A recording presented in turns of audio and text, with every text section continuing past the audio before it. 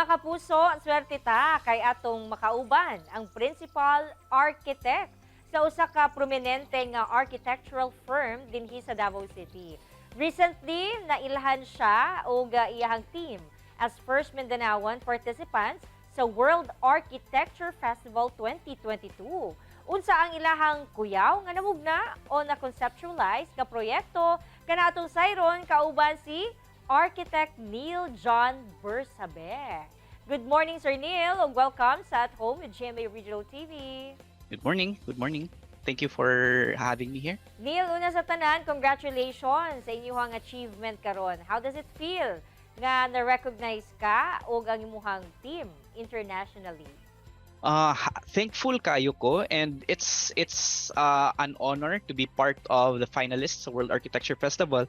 It's also a testament of us Filipinos and also Mindanao nga competitive ta sa world stage. Sir, this is the first time nga usa ka team from Davao ang naapil sa World Architecture Festival 2022. Can you share this with us, especially your journey with your team? Gano mo na himong finalist sa mong festival? So bali ang amuang competition nag-start gid ni naami competition nga giapilan sa Paris ang Jacques Rougerie Foundation. So kani ang ilahang brief or ang design problem nila mag-design ta for space and for sea level rise and for underwater.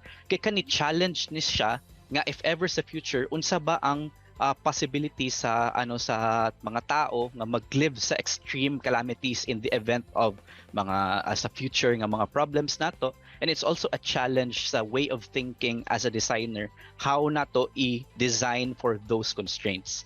And nakaluyan kato nga competition na shortlist sad mi ato. And then, kato na competition, gitry na mo siya apply sa World Architecture Festival. Kay kining World Architecture Festival, manggod, mura siya aggregation and conglomeration of all the competitions and different nga mga projects all around the world. And nakaluyan pod nga na finalist sad mi. And this is also a testament nga good ang amuang idea na pwede nato siya i-market sa world stage. All right. Sir, your team conceptualized a growth strategy for urban development of the planet Mars. Please tell us more about it. Yeah. So bali ang concept namo kay mag-start man gud siya sa extreme environment. Unsa ang mga things or mga ideas nga dapat nato isipon. So nag-start mi nga ang pag-design for Mars dili siya actually kanang garbo ba. So dili siya in luxury, but it's a way of thinking, a challenge na to nga how we design for small spaces, how we design for limited resources. So kato ang nag-start or dito nag-revolve around ang among idea na sige kani kulang man ta og oxygen diri, kini kulang tag food or kulang tag mga materials or resources. So unsa ang mga ways of harnessing the existing and resources nga naa sila dito sa Mars, and how nato siya ma-synthesize into something better and usable. So it's a challenge na kita po dire nga nagapuyo sa Earth.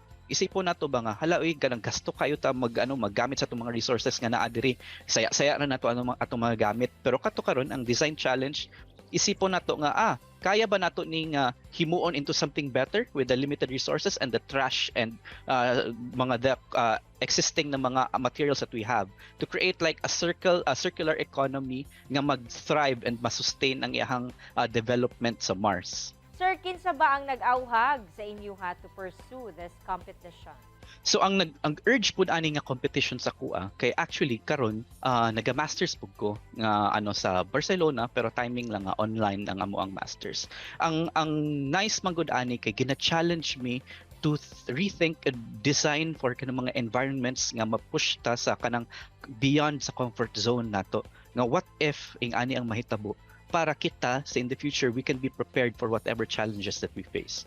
So ing ana, and also same pod ni sa advocacy nga pareha ng ginabuhat nila Elon Musk and mga other nga mga visionaries nga gina-try nila i-challenge ang beyond the boundaries of design and what we are capable of doing nga naa diri sa Earth and whatever nga para i-push nato nga kaya ba nato ni i-rethink ang atong way of living karon. So this is a paradigm shift sa ato ang way of design. So kanipod ang mga challenges nga naabot sad sa amua, and kanipod ang mga things nga kanang advocate namo sa design process. And I think maupod ni ang nakita pod sa World Architecture Festival as a marketable idea nga award winning siya, hopefully. Mga young architects and graphic designers mo sa inyong team, Sir Neil, unsa ang mga risgo o pagsulay while pursuing this? It's a challenge. Ang nice thing kay kami ang team of young architects and mga visionaries and idealistic mi kaayo. So kanang we always think and kanang hopeful mi for the future, and unsa ang possibilities kay without any bounds. And it could also be a blessing and a curse at the same time nga pwede siya nga too idealistic mi kani kaya nato ni himuon, pero na-realize din namo nga na yung mga other things nga experience might teach us nga kami dili pa miing ana gid kaayo ka well adept with. So murag hala dili day ni possible, pero yung ana so muna na wishful thinking siya.